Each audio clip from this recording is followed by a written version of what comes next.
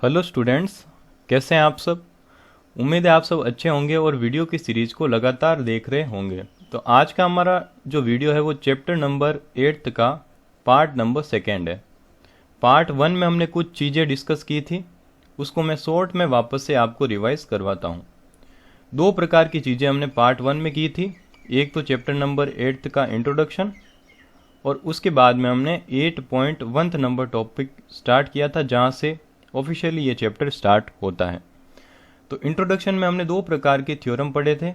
एक था बर्जीलियस का जैव शक्ति सिद्धांत, और उसके बाद में इस जैव शक्ति सिद्धांत का खंडन।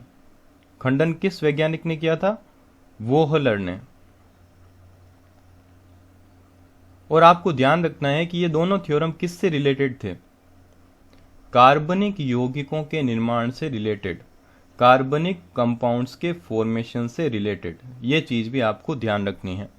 उसके बाद में हमने पढ़ा था 8.1 नंबर टॉपिक, जिसका नाम था कार्बन की प्रॉपर्टीज या फिर कार्बन के गुणधर्म। ठीक है, उसमें हमने काफ़ी सारी चीज़ें पढ़ी थी कार्बन के बारे में। तो बढ़ते हैं आज की वीडियो की ओर। आज हम स्टार्ट करने वाले हैं 8.2 नंबर टॉपिक। ठीक है, तो बढ़ते हैं टॉपिक की ओर। इस टॉपिक का नाम है हाइड्रोकार्बन एवं इसका वर्गीकरण। हाइड्रोकार्बन के बारे में पार्ट 1 में हमने सीखा था कि वे यौगिक जो कार्बन एंड हाइड्रोजन से मिलकर बने होते हैं उनको हाइड्रोकार्बन कहा जाता है। ठीक है, कार्बन और हाइड्रोजन से निर्मित यौगिक। इसके एग्जाम्पल्स आप यहाँ पर देख सकते हैं, CH4, C2H5, C2H4, C2H2। इन यौगिकों में आप केवल कार्बन एंड हाइड्रोजन को देख रहे हैं, यानी कि ये सारे हाइड्रोकार्बन्स हैं। इस टॉपिक में मैं आपको समझाऊंगा कि कार्बन कब सिंगल बॉन्ड क्रिएट करता है और कब डबल बॉन्ड और कब ट्रिपल बॉन्ड बनाता है। जैसा कि आप पहला यौगिक देख रहे हैं CH4, हमें पता है कि कार्बन 4 बॉन्ड बनाता है क्योंकि इसकी संयोजकता 4 होती है। यहाँ पर हमें हाइड्रोजन्स भी 4 दिए हुए हैं, तो आसानी से ये 4 बंध को क्रिएट कर देगा और CH4 का यहाँ पर निर्माण कर देगा। ठीक है, इसके बाद का जो यौगिक है उसको देखिए C2H6, यानी कि कार्बन हमारे पास 2 है, तो हम पहले 2 कार्बन क्रिएट करेंगे, उनके मध्य सिंगल बॉन्ड बनाएंगे, क्योंकि यौगिक है तो कम से कम उनके मध्य सिंगल बॉन्ड तो होगा ही। अब यहाँ पर हमारे पास 6 हाइड्रोजन है, तो इन दोनों में मैं अगर हाइड्रोजन्स को इक्वली डिवाइड करूं तो 3-3 हाइड्रोजन दोनों कार्बन के पास आएंगे। और ऐसा करने पर हम देख रहे हैं कि कार्बन 4 प्रकार के बॉन्ड बना रहा है, यानी कि इसकी संयोजकता कंप्लीट हो रही है, यानी कि ये हमारा यौगिक जो है वो एकदम करेक्ट है। उसके बाद वाले यौगिक पर ध्यान दीजिएगा आप, इसमें हमारे पास 2 कार्बन है, तो कम से कम सिंगल बॉन्ड तो उनके बीच होगा, और हमारे पास 4 हाइड्रोजन है। अगर इन 4 हाइड्रोजन्स को 2 कार्बन के बीच इक्वली डिवाइड करें तो 2-2 हाइड्रोजन दोनों के पास आएंगे। तो 2 हाइड्रोजन मैं इसको दे देता हूँ और 2 हाइड्रोजन इसके साथ ऐड कर देता हूँ। अब आप देख सकते हैं कि प्रत्येक कार्बन 3 बॉन्ड्स को क्रिएट कर रहा है, ये वाला भी और ये वाला भी। 3 बॉन्ड्स यहाँ पर क्रिएट हो रहे हैं, जबकि हमें पता है कि कार्बन 4 बॉन्ड्स का फॉर्मेशन करता है।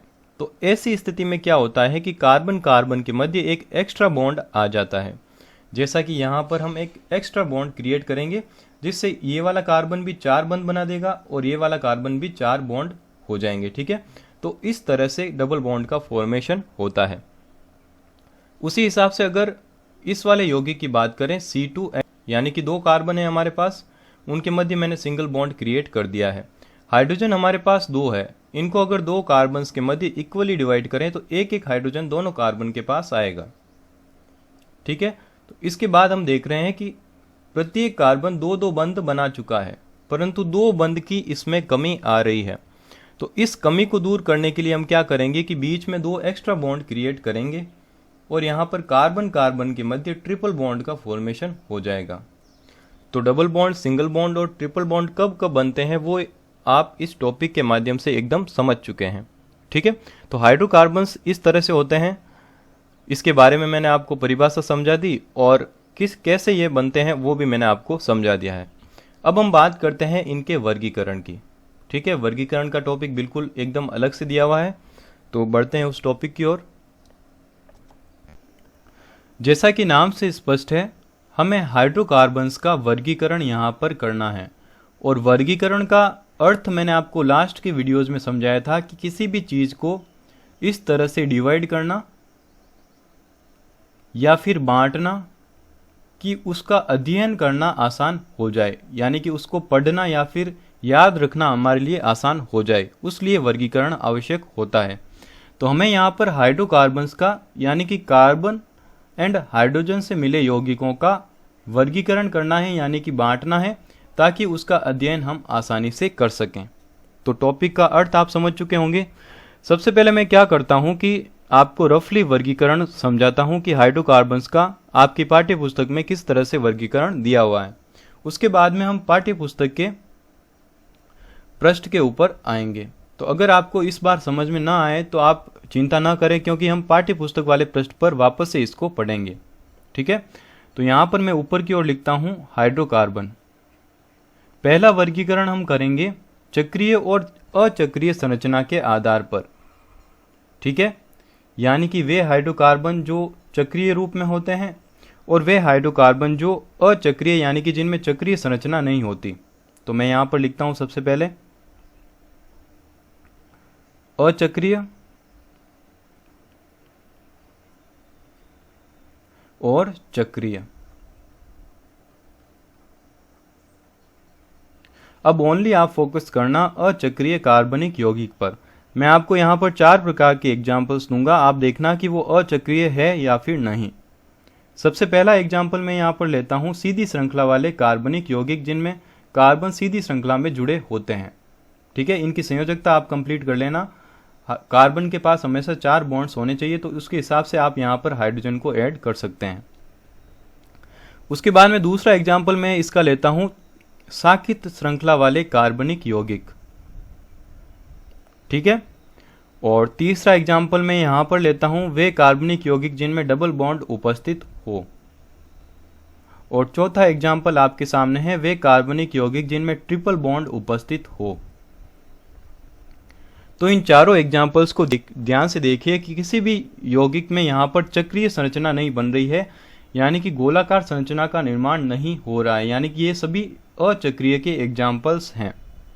चक्रीय का एग्जाम्पल लें, यानी कि कार्बन कार्बन मिलकर के गोलाकार संरचना का इसमें निर्माण करेंगे। जैसे कि मैं यहाँ पर लेता हूँ एग्जाम्पल साइक्लोहेक्सेन का। 6 कार्बन्स हैं जो आपस में मिलकर साइक्लिक यानी कि चक्रीय संरचना का निर्माण करते हैं। इसको हम वलय संरचना भी कहते हैं। तो ये इसका एक प्रकार का एग्जाम्पल हो गया। अब अचक्रीय पर वापस से आइए, क्योंकि इसको हमें आगे और डिवाइड करना है। इसको हम कैसे डिवाइड करेंगे? वे कार्बनिक यौगिक जिनमें केवल सिंगल बॉन्ड उपस्थित हो, यानी कि एकल बंध उपस्थित हो, और वे अचक्रीय कार्बनिक यौगिक जिनमें double bond and triple bond उपस्थित हो। तो मैंने पहले से इसका वर्गीकरण कर दिया है, आप देख सकते हैं। मैंने इधर की ओर केवल वे यौगिक लिखे हैं जिनमें केवल सिंगल बॉन्ड उपस्थित है, और दाईं ओर वे यौगिक लिखे हैं जिनमें डबल एंड ट्रिपल बॉन्ड उपस्थित हैं। ठीक है, तो अचक्रीय को हमने 2 पार्ट्स में डिवाइड किया, जिनमें केवल सिंगल बॉन्ड हो और जिनमें डबल एंड ट्रिपल बॉन्ड उपस्थित हो। अब इन दोनों के नाम को आपको अलग से याद रखना है। वे कार्बनिक यौगिक जिनमें केवल सिंगल बॉन्ड होता है उन्हें कहा जाता है संतृप्त कार्बनिक यौगिक। ठीक है, और वे कार्बनिक यौगिक जिनमें डबल बॉन्ड और ट्रिपल बॉन्ड उपस्थित होता है उनको कहा जाता है असंतृप्त कार्बनिक यौगिक। तो नाम आप याद रख सकते हैं इनका। और उसके बाद में हमें क्या करना है? असंतृप्त हाइड्रोकार्बन्स का वर्गीकरण करना है। तो आप आसानी से कर सकते हैं। असंतृप्त के अंदर 2 प्रकार के यौगिक आ रहे हैं, वे यौगिक जिनमें डबल बॉन्ड हो और वे यौगिक जिनमें ट्रिपल बॉन्ड हो। नाम आपको याद रखना है। वे कार्बनिक यौगिक जिनमें डबल बॉन्ड उपस्थित होता है उनको कहा जाता है एल्कीन। ठीक है, और वे कार्बनिक यौगिक जिनमें ट्रिपल बॉन्ड उपस्थित होता है उनको कहा जाता है एल्काइन। अगर आपको समझने में थोड़ी सी भी दिक्कत आ रही हो तो आप चिंता ना करें, क्योंकि हम वापस से इस टॉपिक को रिवाइज करेंगे आपकी पाठ्य पुस्तक के पृष्ठ के माध्यम से। तो अभी तक मैंने जो भी किया है मैं वापस से रिपीट करता हूँ। हमने हाइड्रोकार्बन्स को 2 पार्ट्स में डिवाइड किया, वे हाइड्रोकार्बन्स जो अचक्रीय होते हैं, जिनमें गोलाकार संरचना नहीं होती, और वे हाइड्रोकार्बन जो वलय या फिर चक्रीय संरचना का निर्माण करते हैं। अब अचक्रीय में मैंने क्या किया कि सिंगल बॉन्ड वाले यौगिक और डबल और ट्रिपल बॉन्ड वाले यौगिकों को अलग अलग कर दिया, और जो सिंगल बॉन्ड वाले यौगिक होते हैं उनको कहा जाता है संतृप्त, और डबल एंड ट्रिपल बॉन्ड वाले यौगिकों को कहा जाता है असंतृप्त। अब असंतृप्त के अंदर चूंकि डबल बॉन्ड और ट्रिपल बॉन्ड वाले आ रहे हैं, हमें वर्गीकरण को और आगे की ओर बढ़ाना है, तो हमने इसको डबल बॉन्ड और ट्रिपल बॉन्ड वाले यौगिकों को पृथक पृथक कर दिया। डबल बॉन्ड वाले यौगिकों को एल्कीन, और वे यौगिक जिनमें ट्रिपल बॉन्ड उपस्थित होता है उनको कहा जाता है एल्काइन। ठीक है, तो यहां तक आप समझ चुके होंगे। उसके बाद में हमें करना है चक्रीय यौगिकों का वर्गीकरण। चक्रीय में क्या होता है, इसके गुणों के आधार पर वर्गीकरण होता है। चक्रीय यौगिकों को जब जलाया जाता है तो वे यौगिक जिनमें से काला धुआं मुक्त होता है, किसी भी चीज को हम जलाते हैं तो आपको पता है धुआं मुक्त होता है, तो वे यौगिक जिनमें से काला धुआं मुक्त होता है उनको कहा जाता है एरोमेटिक यौगिक। नाम आपको याद रखना है, एरोमेटिक। और चक्रीय यौगिकों के वे पार्ट जिनको जलाने पर काला धुआं मुक्त नहीं होता उनको कहा जाता है एलिसाइक्लिक यौगिक। ठीक है, तो रफली मैंने आपको पूरा वर्गीकरण समझा दिया है। चक्रीय के अंदर दो पार्ट्स होते हैं, काला धुआं जो मुक्त करते हैं जलने पर उनको कहा जाता है एरोमेटिक, और वे यौगिक जो जलने पर काला धुआं मुक्त नहीं करते उनको कहा जाता है एलिसाइक्लिक कार्बनिक यौगिक। अब आते हैं आपकी पाठ्य पुस्तक के पृष्ठ पर, ताकि आपकी ये चीजें वापस से और भी क्लियर हो जाएं। तो जैसा कि आप सबको पता है, हमने सबसे पहला वर्गीकरण किया था अचक्रीय और चक्रीय के आधार पर। पाठ्य पुस्तक में भी आपके यही दिया हुआ है, और यहाँ पर आपको एक्स्ट्रा नाम इनके याद रखने हैं कि अचक्रीय कार्बनिक या फिर हाइड्रोकार्बन्स को हम विवृत श्रृंखला वाले यौगिक भी कहते हैं, और विवृत का उल्टा क्या होता है, संवृत। यानी कि जो चक्रीय हाइड्रोकार्बन्स होते हैं उनको कहा जाता है संवृत श्रृंखला वाले कार्बनिक यौगिक। साथ ही आप जानते हैं कि चक्रीय को हम वलय भी कह सकते हैं, यानी कि इनको वलय युक्त यौगिक कहा जाता है, और अचक्रीय को एलिफेटिक यौगिक कहा जाता है। इनके नाम आपको एक्स्ट्रा याद रखने हैं। अब इसके बाद में हमने क्या किया था कि अचक्रीय यानी कि जिनमें चक्रीय संरचनाएं नहीं होती उसको हमने आगे सिंगल बॉन्ड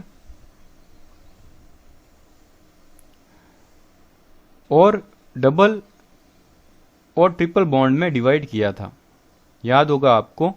तो आगे देखते हैं पाठ्य पुस्तक में।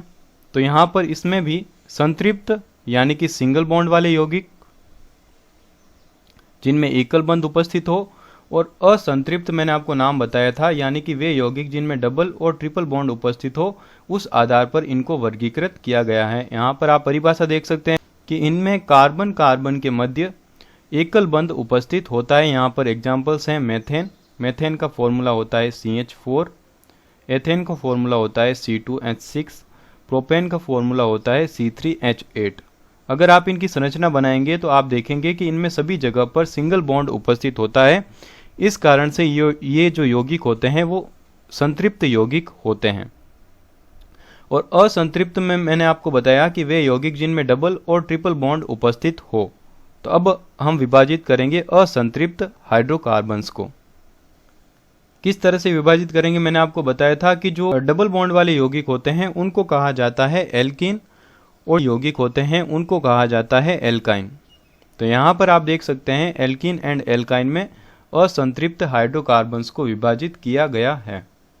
ठीक है, तो यहाँ पर परिभाषा भी आप पढ़ सकते हैं कि इनमें कार्बन कार्बन के बीच द्विबंध उपस्थित होता है, जैसे कि एथीन एंड प्रोपीन। एथीन का मतलब होता है दो कार्बन और दोनों के बीच में डबल बॉन्ड। ठीक है, प्रोपीन का मतलब तीन कार्बन और दो के बीच में डबल बॉन्ड। इनके बारे में नामकरण वगैरह, नाम से संरचना बनाना और संरचना से नाम लिखना हम नेक्स्ट टॉपिक में डिस्कस करेंगे। तो अगर आपको कोई भी तरह की प्रॉब्लम हो तो चिंता मत करना, नेक्स्ट टॉपिक में हम इसके बारे में पढ़ेंगे। तो आप समझ चुके हैं कि एल्कीन में हमने डिवाइड किया और एल्काइन में इसको डिवाइड किया। इनमें कार्बन कार्बन के बीच में त्रिबंध उपस्थित होता है, यानी कि ट्रिपल बॉन्ड उपस्थित होता है। तो असंतृप्त को भी हमने आगे विभाजित कर दिया है। उसके बाद में मैंने आपको बताया था कि चक्रीय हाइड्रोकार्बन्स को हम उसके गुणों के आधार पर विभाजित करते हैं कि वे कार्बनिक यौगिक जो जलाने पर काला धुआं मुक्त करते हैं और वे कार्बनिक यौगिक जो जलाने पर काला धुआं मुक्त नहीं करते। तो उस आधार पर यहाँ पर इनको वर्गीकृत किया जाता है एलिसाइक्लिक यौगिक और एरोमेटिक यौगिकों में। नाम आपको याद रखने के लिए बोला था मैंने। इनको जलाने पर बिना धुआं की ज्वाला के साथ जलते हैं, यानी कि आप इसको शॉर्ट में याद रख सकते हैं कि काला धुआं यहाँ पर मुक्त नहीं होता। ठीक है। और एरोमेटिक यौगिकों को जब जलाते हैं तो काले धुएं के साथ ये जलते हैं और एरोमेटिक गुण प्रदर्शित करते हैं। तो एरोमेटिक का एक एग्जाम्पल आपके सामने है बेंजीन। बेंजीन की संरचना आप जानते होंगे, साइक्लिक संरचना होती है। और यहाँ पर एलिसाइक्लिक का एग्जाम्पल दिया हुआ है साइक्लोहेक्सेन। बिल्कुल बेंजीन के समान होता है, परंतु इसमें कोई भी डबल बॉन्ड उपस्थित नहीं होता। तो इस प्रकार से विभाजन वाला पोर्शन हमारा यहाँ पर कंप्लीट होता है। वापस से शॉर्ट में मैं आपको रिवाइज कराता हूँ, क्योंकि इसको एकदम से याद होना हमारे लिए जरूरी है। सबसे पहले हमने हाइड्रोकार्बन को विभाजित किया अचक्रीय और चक्रीय में। अचक्रीय में हमने दो पार्ट किए, संतृप्त जिनमें सिंगल बॉन्ड हो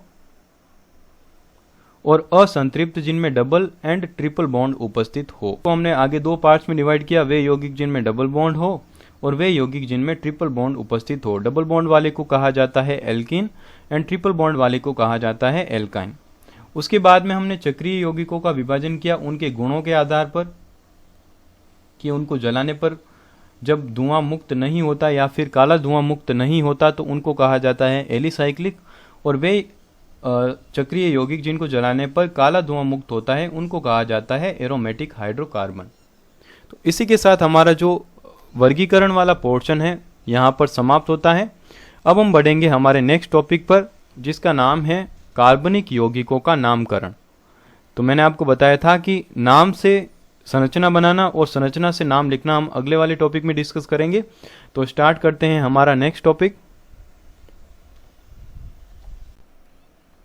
नेक्स्ट 8.3 नंबर टॉपिक, यानी कि 8वें चैप्टर का थर्ड टॉपिक हमारे सामने है कार्बनिक यौगिकों की नाम पद्धति, यानी कि नोमेनक्लेचर ऑफ ऑर्गेनिक कंपाउंड्स। ठीक है। जैसा कि आप सबको पता है कि कोई भी व्यक्ति होता है, उसके घर का नाम अलग होता है और स्कूल में उसको अलग अलग नामों से पुकारते हैं। तो वो एक प्रकार की पद्धति हो गई। स्कूल की पद्धति अलग है, घर की पद्धति अलग है। उसी प्रकार से कार्बनिक यौगिकों के नाम पद्धति भी अलग अलग टाइप की होती है। उनमें सबसे इम्पोर्टेंट जो पद्धतियां हैं वो आपकी पाठ्य पुस्तक में दी गई है। 3 प्रकार की पद्धतियां हम इस चैप्टर में पढ़ेंगे, जिनके नाम आप आपकी स्क्रीन पर देख सकते हैं। सबसे पहली पद्धति है रूढ़ पद्धति, उसके बाद में व्युत्पन्न पद्धति, और सबसे इम्पोर्टेंट पद्धति 3rd नंबर है जिसका नाम है IUPAC पद्धति। आगे जो क्लासेस होगी 11th एंड 12th, उसमें आप केवल 3rd नंबर पद्धति में चीज़ों का अध्ययन करेंगे। रूढ़ एंड व्युत्पन्न पद्धति इतनी इम्पोर्टेंट नहीं है, परंतु आपके सिलेबस में है, इसलिए आज के इस वीडियो में हम इन 2 पद्धतियों के बारे में डिस्कस करेंगे। और जो नेक्स्ट वीडियो यानी कि पार्ट 3 होगा, उसमें हम IUPAC पद्धति को डिटेल में डिस्कस करेंगे, क्योंकि काफ़ी इम्पोर्टेंट है। इसके लिए काफ़ी अधिक समय की आवश्यकता हमें होगी। तो सबसे पहली पद्धति का नाम आप आपकी स्क्रीन पर देख सकते हैं, इसका नाम है रूढ़ पद्धति। इस पद्धति को अगर मैं आपको समझाने का प्रयास करूं, उससे पहले इसकी परिभाषा आप देख लीजिए कि इस पद्धति में कार्बनिक यौगिकों का नामकरण उनके प्राकृतिक स्रोत और गुणों के आधार पर किया जाता है। प्राकृतिक स्रोत का मतलब होता है वे स्थान जहां से वो कार्बनिक यौगिक प्राप्त होता है। ठीक है। यानी कि एक यौगिक होता है, जैसे कि मैं एग्जांपल लेता हूं CH4, इसका IUPAC नाम मेथेन होता है। वो IUPAC पद्धति पढ़ेंगे तब सीखेंगे। तो CH4 जो यौगिक होता है ये दलदल से प्राप्त होता है। जो इलाका दलदली होता है उस इलाके से इसकी प्राप्ति होती है। ठीक है। और ये गैसियस स्टेट में होता है, ये एक प्रकार की गैस होती है। तो दलदल को इंग्लिश में कहा जाता है मार्सी प्लेसेस या फिर मार्सी स्थल। तो चूंकि मार्सी स्थल से CH4 प्राप्त होता है, इस कारण से इसको नाम दे दिया जाता है मार्स गैस। ठीक है, तो ये इसका नाम जो है वो रूढ़ पद्धति में नाम होगा, क्योंकि इसका नाम जो है वो प्राकृतिक स्रोत के आधार पर रखा गया है। ठीक है, उसी के आधार पर अगर बात करें गुणों के आधार पर, जैसे कि आपने एक नाम सुना होगा एसिटिक एसिड, जो हमने अम्ल क्षार वाले चैप्टर में पढ़ा था, CH3COOH। इसका नाम एसिटिक एसिड कैसे पड़ा? चूंकि आपको पता है कि एसिटिक एसिड किस में उपस्थित होता है? सिरके में। ठीक है, और सिरके का लैटिन नाम होता है एसिटम, और चूंकि एसिटम में उपस्थित होता है इस कारण से इसका नाम पड़ गया एसिटिक एसिड। तो ये एसिटिक एसिड जो नाम है वो एथेनोइक एसिड का रूढ़ नाम है। तो आप इस पद्धति की मूल जो भावना है वो समझ चुके होंगे। अब आपकी पाठ्य पुस्तक में एक सारणी दी गई है जिसमें विभिन्न प्रकार के एग्जाम्पल्स दिए गए हैं, उनको आपको याद करना है। सबसे पहला एग्जाम्पल जो मैंने अभी लिया था, CH4 को मार्स गैस कहते हैं क्योंकि ये मार्सी स्थानों से प्राप्त होता है, यानी कि दलदली स्थानों से प्राप्त होता है। उसके बाद का एग्जाम्पल है CH3OH, इसको कहा जाता है एथेनॉल, और इसका रूढ़ नाम होता है कास्ट स्प्रिट। कास्ट का मतलब आप जानते होंगे, हिंदी में कास्ट का मतलब होता है लकड़ी, यानी कि लकड़ी से ये प्राप्त होता है। लकड़ी का जब भंजक आसवन किया जाता है तो ये यौगिक प्राप्त होता है, इस कारण से इसका नाम रख दिया गया कास्ट स्प्रिट। ठीक है, भंजक आसवन क्या होता है? इसको गर्म किया जाता है पानी में डालकर। आसवन की विधियां आप आगे की क्लासों में पढ़ेंगे, तो अभी के लिए मैं इतना ही समझाता हूं आपको कि लकड़ी के भंजक आसवन से ये यौगिक प्राप्त होता है, इस कारण से इसका नाम पड़ गया कास्ट स्प्रिट। उसके बाद में एसिटिक एसिड के बारे में मैंने आपको अभी बताया था कि ये सिरके के लैटिन नाम एसिटम से लिया गया है। उसके बाद में दो और नाम देखिए आप, यहाँ पर है फॉर्मिक एसिड। ठीक है, फॉर्मिक अम्ल, ये फॉर्मिका नाम से लिया गया है क्योंकि चींटी के डंक में आपको पता है फॉर्मिक अम्ल उपस्थित होता है, और चींटी का लैटिन नाम होता है फॉर्मिका, इस कारण से इसको कहा जाता है फॉर्मिक एसिड। उसके बाद में लास्ट एग्जाम्पल आपकी पाठ्य पुस्तक का है लैक्टिक एसिड। चूंकि लैक्टम से ये प्राप्त होता है, इस कारण से इसे कहा जाता है लैक्टिक एसिड। दूध को कहा जाता है लैक्टम। ठीक है, और लैक्टम से ये प्राप्त होता है, इस कारण से इसे नाम दे दिया गया लैक्टिक एसिड। ठीक है, तो रूढ़ पद्धति इतनी इंपॉर्टेंट नहीं है, आपको ये 6 प्रकार के नाम को याद करना है, इनके रूढ़ नाम क्या क्या होते हैं।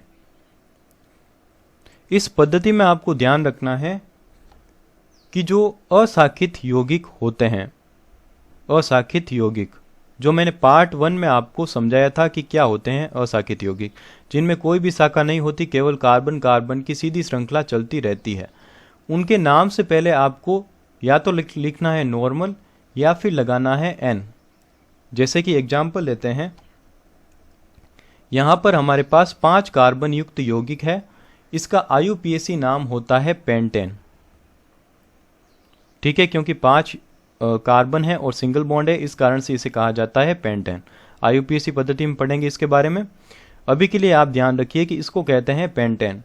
अब अगर हमें इसका नाम जो है वो रूढ़ पद्धति में लिखना है, तो चूंकि इसमें कोई भी शाखा हमें नहीं दिख रही है, तो इस कारण इस नाम के आगे हमें या तो लिखना पड़ेगा एन पेंटेन, या फिर हम इसका नाम लिख सकते हैं नॉर्मल पेंटेन। तो हो गई हमारी अशाखित यौगिकों की बात। अगर हमारे पास आ जाए शाखित यौगिक, तब हम क्या करेंगे? तो उसके भी कुछ रूल्स हैं। तो शाखित यौगिकों में पहला पॉइंट हमारे पास आता है कि इस प्रकार का अगर कोई भी ग्रुप हमें दिखे तो उसके आगे हमें आइसो लिखना है। तो इसको समझने का प्रयास करते हैं। मान लीजिए हमारे पास CH3, CH और CH3, यानी कि हमारे पास ये आइसो ग्रुप आ चुका है। उसके बाद में हमारे पास 2 कार्बन्स और है, यानी कि CH2 एंड CH3। यहाँ पर आप देख सकते हैं सभी कार्बन 4-4 बॉन्ड्स क्रिएट कर रहा है, उस आधार पर मैंने हाइड्रोजन्स को इसके साथ एडअप किया है। तो यहाँ पर अगर आप कार्बन्स को काउंट करें तो 1, 2, 3, 4, 5, और मैंने कहा था 5 कार्बन हो और उनके बीच में सिंगल बॉन्ड हो तो उसे कहा जाता है पेंटेन। ऊपर मैंने आपको बताया था। ठीक है, तो इसका नाम मैंने यहाँ पर लिख दिया पेंटेन। ठीक है। परंतु ये वाला जो ग्रुप होता है, इसके स्टार्टिंग वाला, इसको कहा जाता है आइसो ग्रुप। तो इसके आगे हमें लिखना पड़ेगा आइसो, यानी कि ये हमारा हो जाएगा आइसोपेंटेन। ठीक है, नामकरण आप समझ चुके होंगे। अगर सीधी श्रृंखला होती तो उसका क्या होता, नॉर्मल पेंटेन। अगर ये वाला ग्रुप अगर आगे आ जाए तो उसको कहते हैं हम आइसोपेंटेन। उसी के साथ इसका दूसरा साकित का एग्जाम्पल है ये वाला ग्रुप। इसमें आप देख सकते हैं प्लस की संरचना बन रही है। प्लस बने जहां पर भी तो वहां हमें लगाना है नियो, उस यौगिक के आगे लगाना है नियो। जैसे कि मैं यहाँ पर इसके साथ एक हाइड्रोजन को और ऐड कर देता हूँ और यहाँ से इसको हटा देता हूँ। यहाँ पर जो वैकेंसी थी वहाँ पर मैंने एक हाइड्रोजन को ऐड कर दिया है। तो ये क्या बन गया हमारे पास, कार्बन को काउंट कीजिए 1 2 3 4 5, यानी कि पेंटेन है, क्योंकि सभी के बीच में सिंगल बॉन्ड उपस्थित है। परंतु प्लस की संरचना यहाँ पर बन रही है, इसके कारण हमें इसके आगे लगाना पड़ेगा नियो, यानी कि ये हमारा हो जाएगा नियो पेंटेन। अगर इसका एक और एग्जाम्पल लें तो हमें सबसे पहले ये वाली संरचना क्रिएट करनी है। मैं 2 कार्बन को इसके आगे ऐड कर देता हूं। तो कार्बन को काउंट कीजिए 1 2 3 4 5 6। 6 कार्बन है तो 6 कार्बन को कहा जाता है हेक्सेन IUPAC पद्धति में। और चूंकि ये वाला ग्रुप प्लस वाला ग्रुप इसके साथ आ रहा है, इसके कारण हमें इसके आगे लिखना पड़ेगा नियो हेक्सेन। ठीक है, तो आप रूट पद्धति को और भी डिटेल में यहाँ पर समझ चुके होंगे। अगर सीधी लाइन आए तो उसके आगे हमें लगाना है नॉर्मल या फिर n। अगर इस प्रकार की संरचना देखने को मिले तो उसके आगे हमें लगाना है आइसो। और अगर प्लस वाली संरचना हमें किसी यौगिक के आगे देखने को मिले तो उसके आगे हमें लगाना है नियो।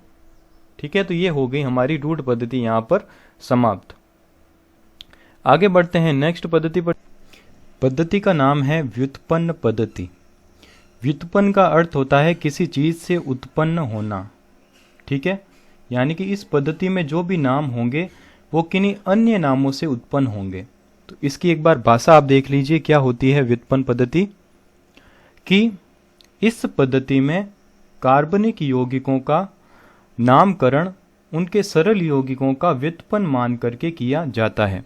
जैसे कि एक एग्जाम्पल लेते हैं हम मेथेन का। मेथेन का फॉर्मूला आप सब जानते हैं CH4।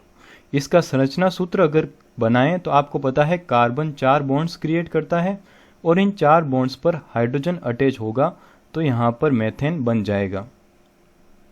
ठीक है, तो अब मैं क्या करने वाला हूँ कि यहाँ से 3 हाइड्रोजन को रिमूव करूँगा।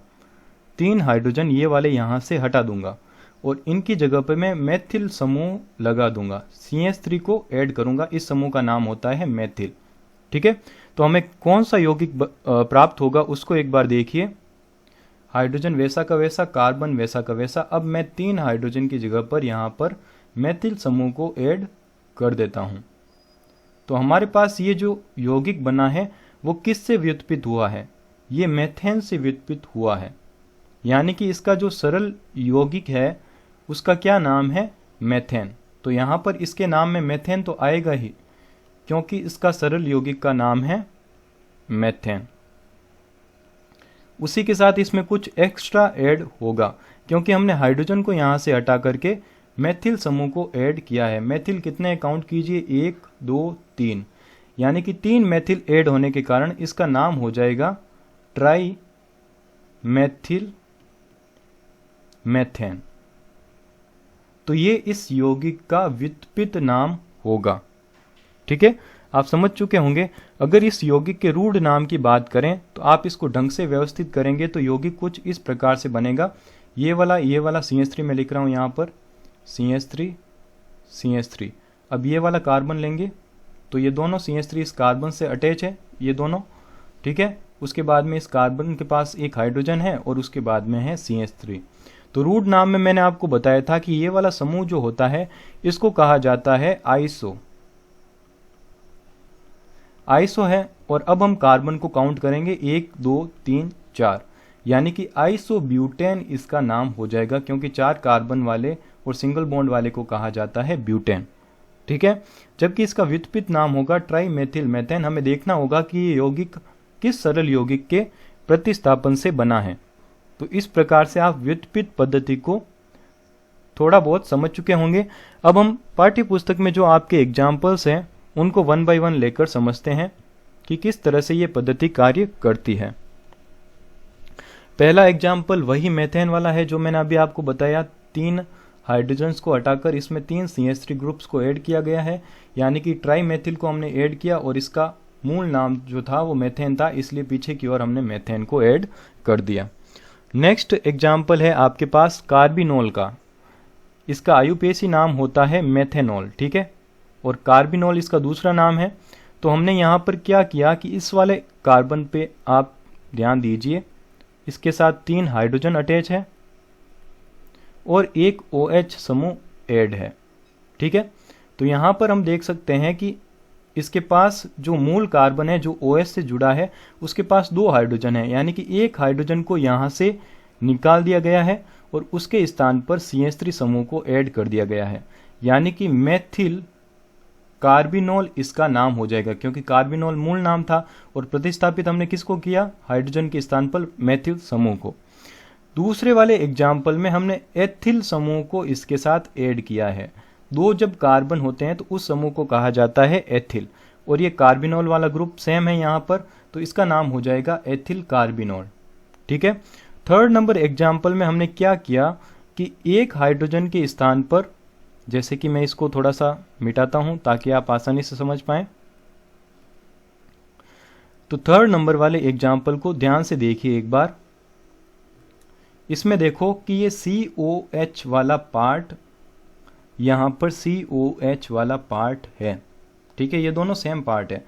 यहाँ पर हाइड्रोजन को हटाया और ये वाला समूह ऐड कर दिया, इस समूह का नाम होता है एथिल।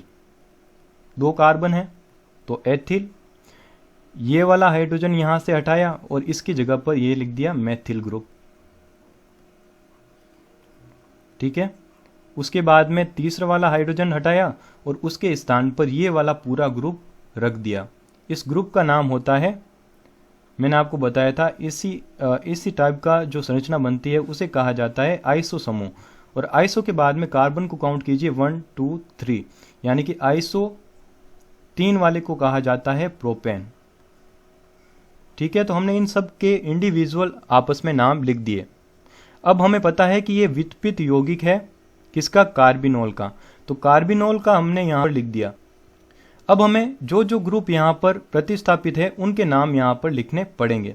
तो सबसे पहले ग्रुप हम लेते हैं मेथिल का लिया हुआ है यहाँ पे, तो मेथिल ले लिया, एथिल ले लिया, उसके बाद में ले लिया आइसोप्रोपिल, ठीक है, मेथिल एथिल आइसोप्रोपिल, और मूल नाम इसका था कार्बिनोल। तो इस प्रकार से व्युत्पन्न पद्धति कार्य करती है और नाम लिखा जाता है। जैसे कि थर्ड नंबर एग्जाम्पल देखिए, एसिटिक एसिड। एसिटिक एसिड की संरचना अगर बनाएं तो यहाँ पर 3 हाइड्रोजन इसके साथ ऐड होंगे और एक समूह जो है वो COOH का है, ठीक है। इसमें यहाँ पर क्या किया गया है कि CH2 है और COOH है, यानी कि CH2 हमने वैसा का वैसा रखा और COOH वैसा का वैसा रखा। अब इसके साथ ऐड किया गया है आइसोप्रोपिल, क्योंकि आइसो वाला ग्रुप बना हुआ है और यहाँ पर 3 कार्बन है, इसलिए यहाँ पर इसको कहेंगे प्रोपिल। हाइड्रोजन को हटा करके ये वाला समूह यहाँ पर क्रिएट कर दिया गया है।